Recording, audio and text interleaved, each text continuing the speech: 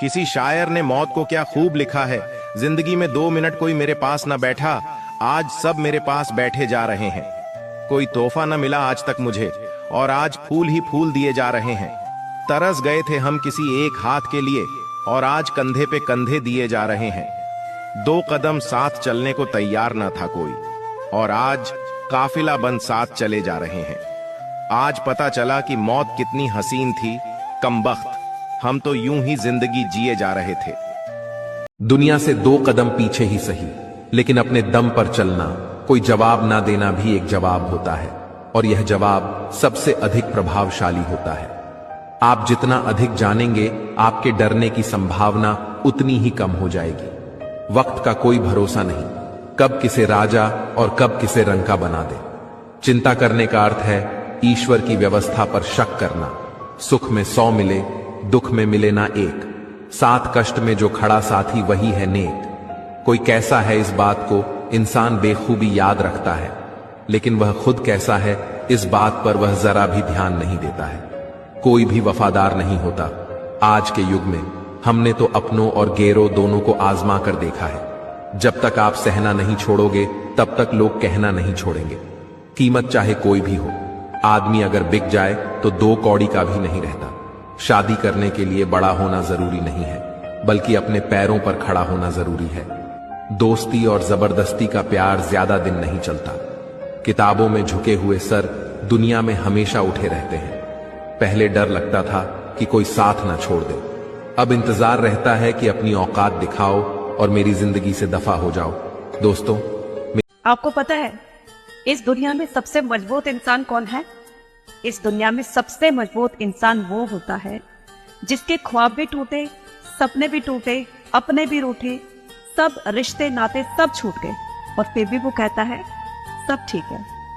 फिर मुस्कुराते हुए वो फिर से मेहनत करता है, अपने काम पर फोकस करता है, क्योंकि उसको यकीन है कि ये सभी मेरे अपने हो सकते हैं। ये सभी चीजें फिर से सही हो सकती हैं अगर मैं एक बार सफल हो गया तो, है ना? सच कहा था एक फकीर ने मुझे, तू सबका होगा, तेरा कोई नहीं, तू सबको समझेगा। तुझे कोई नहीं, तू सबका साथ देगा। तेरा कोई नहीं, तू सबके लिए जिएगा। तेरे लिए कोई नहीं, तू सबकी खातिर मरेगा। तेरे लिए कोई नहीं। और यह सच है कि आज मुझे कोई कुछ भी समझता ही नहीं है।